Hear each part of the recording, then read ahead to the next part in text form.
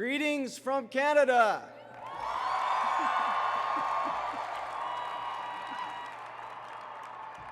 The country my family and I now call home. Greetings to the U.S. The country my family and I for many years have called home. And greetings to Sierra Leone.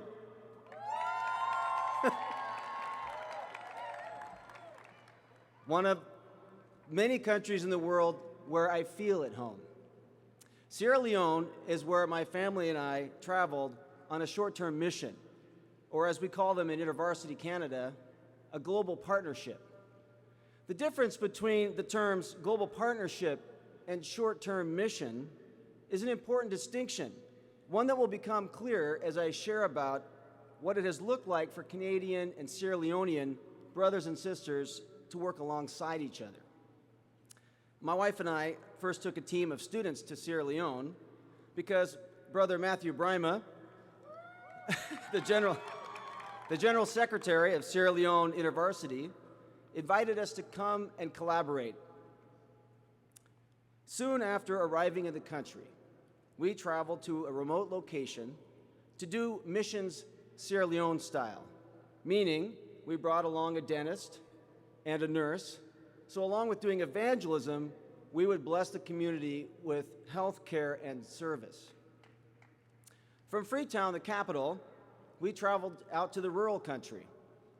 After a flat tire and running out of gas, we finally arrived at the pier for the ferry voyage ride across to the island. Except there was no pier. A boat, yes, anchored about 25 feet out in the water, and a captain holding his arms wide open. Yes, that captain carried all 16 of us, one at a time, through the water and deposited us in the boat. Now that is service. Yeah. So once in the boat, I realized we had another problem.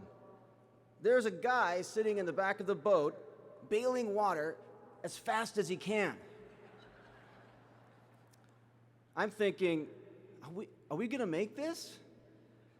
Now, I'm playing it real cool, like, this happens all the time, but I've got my family with me and all these students, and so I'm watching that bailer pretty closely. Control, security, I'm not feeling like these are in great abundance. But turns out, neither do the Sierra Leonean students. They are just as uncomfortable as we are. But Sierra Leoneans know to praise and sing when you face fear. Actually, Sierra Leoneans worship pretty much all the time. When you are rejoicing, or when you are sad, or when you are sick, or when you are happy. So began the Boat to Bont Island Worship Festival. And as we sang to God, remembering together who Jesus really is, the storm of our fear and anxiety subsided. Our Sierra Leonean brothers and sisters called out faith in us the whole time we were in their country. We would head out in the pouring rain, wearing ponchos, going from door to door. Our Sierra Leonean friend would begin to preach through the scriptures in Creole or in Mende, the local language. Then they would come to the gospel, they would stop, then they would turn to us and say, and now my Canadian friend will finish by telling you the gospel. Whoa! Our Sierra Leonean teammates had insight into how we could contribute. They saw how faith could grow in our team, including in my kids. Soon enough, my 16-year-old daughter Phoebe was asked to teach about one-to-one discipleship, and my 18-year-old son Caleb was delivering sermons at the medical clinic. Here's the thing. The Sierra Leoneans didn't ask us to do these things because they needed us to do them. They asked us to preach, evangelize, and serve alongside them because doing these things together brought a collaborative witness to the local community. Brother Matthew and the rest of the Sierra Leonean team wanted and demonstrated friendship. Well, back in Canada, we felt like we bumped into Sierra Leone everywhere. Sierra Leone Festival, not far from our house, with jollof rice and groundnut stew. We turned around at home at church one Sunday, and behind us was sitting a Sierra Leonean student. And the Social Action Club at my daughter's public high school was raising money to build a school for Sierra Leone. When the worst of the Ebola crisis hit in 2014, we'd been involved in a partnership with InterVarsity Sierra Leone for 2 years. But the epidemic closed the borders, and we could no longer go there. So, instead of welcoming us to Sierra Leone, Brother Matthew Brima came to us. While he was in Vancouver, Matthew spoke at my daughter's high school Social Action Club. True to form, it was ministry Sierra Leone style. Matthew shared about the Ebola crisis, and he preached the gospel. These high schoolers loved Matthew. He told 30 high schoolers that even though there were tragic deaths from the outbreak, Jesus' resurrection power was evident in his people. He told the story of a student named Albert, stricken with Ebola, who once healed, chose to go back into the clinics and give encouragement and hope to those infected with the disease. Today, we are celebrating that Jesus is risen. Yes. That Easter morning, the angel's first commands to the women were, "Come and see, go and tell." Jesus said, "Go tell my brothers, go to Galilee." The disciples had barely arrived in Galilee when Jesus commissioned them, "Go to all the nations, making disciples." One thing is clear, and one thing I've learned: there is a lot of going in this life of following Jesus in his mission. And that is true for all Christians, regardless of where they live. You've come to Urbana, all the way to St. Louis, and some of you have traveled far. And now you prepare to return to your homes and your campuses. And yet, that is just the beginning of your going with Jesus. Next up, going to all the nations. Woo! My wife and I have worked for InterVarsity Christian Fellowship for 28 years, 16 years in the United States and 12 now in Canada. Those 28 years of campus work summarized,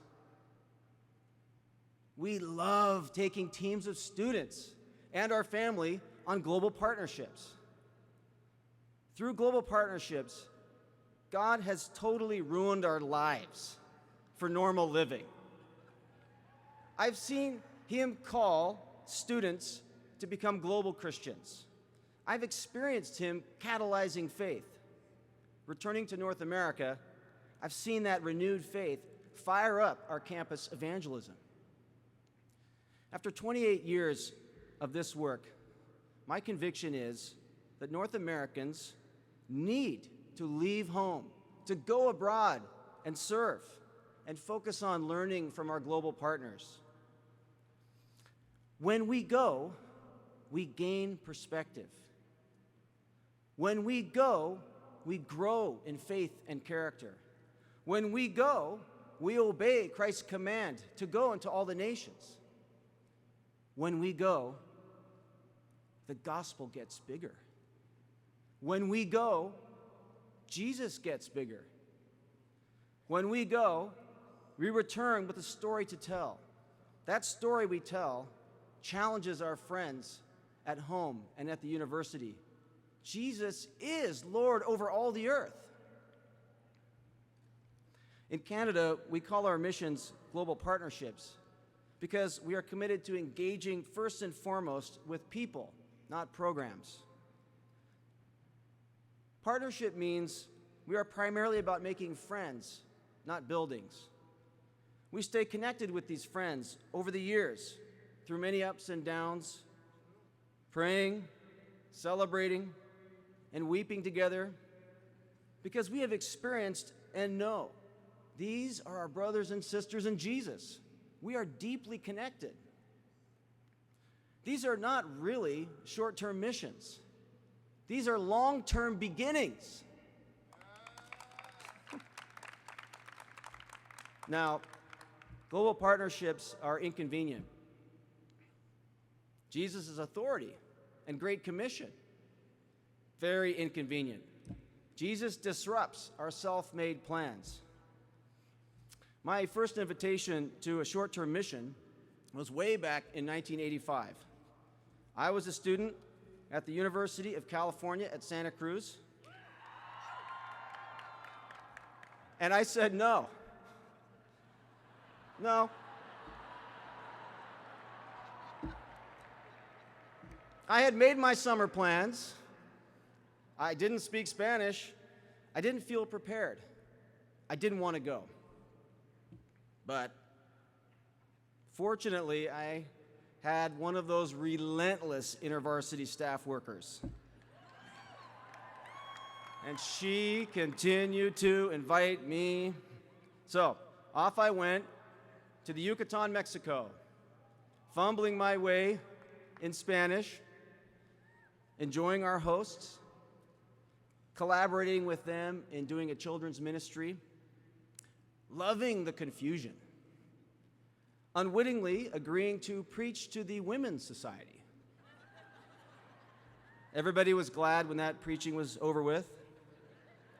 Figuring out the relationship, getting incredibly sick, losing 25 pounds, and yet enjoying our Mexican partners so much I realized I was made for this. Brothers and sisters, we rarely feel adequately prepared. His resurrection and Great Commission disturbs our security. As we say in Canada, no worries. Jesus is more than enough to compensate for our inadequacy. Now, I'm aware there are some pitfalls to current North American short-term missions. There are critiques, but don't let that get you stuck into a pitfall of paralysis or inaction. Brothers and sisters, we are not going to know whether Jesus will meet us through the storm unless we take the next few steps to follow him and go. Global partnership is transformative because friendship with our worldwide brothers and sisters, it changes us. We are compelled to pray and connect, to give and go, because we are related. This fall, a group of Canadian students met in Montreal to pray and discern from God to which global partnerships he was calling them. The Holy Spirit spoke to these collected students his invitation. My daughter Phoebe was in that meeting, and midway through she sent me this text. Dad, you know that Sierra Leone was the most transformative mission trips. Do you realize that? Just saying. Jesus invites us to go into all the nations. His invitation comes at the inconvenient hour, when we've just arrived, when our feet hurt. At our wedding, my wife Susie heard about a global partnership to Bulgaria, and she said yes, before even asking me. Wait, I had just learned Spanish, and now we're going to Bulgaria?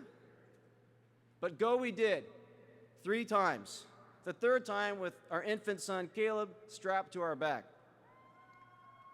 We saw students come alive to Jesus, and we also saw our need to grow as disciples, especially as naive parents in mission. What I want to tell you is, Jesus is utterly faithful. He is risen. He is with his people who are moving in mission, who are collaborating and learning with humility, who are committed to relationship and partnership. Jesus is with his people who may not feel adequate to the task, but who are willing to go. Jesus is inviting you into his mission because he is making disciples of all the nations, and that includes you. He is the one who stretches our hearts to include others, to make lasting friendships all over the world. We are his huge rubber bands that draw together his global body, creating international family reunions. Jesus is risen from the dead. The great news is, wherever we go, he is already there working, for he already has all authority. One question: are your bags packed? Mine are. So let's go. Let's go after friendship. Let's go after learning and serving. Let's go and see the gospel spread among all the nations. Let's go stretching ourselves to welcome each other. Let's go.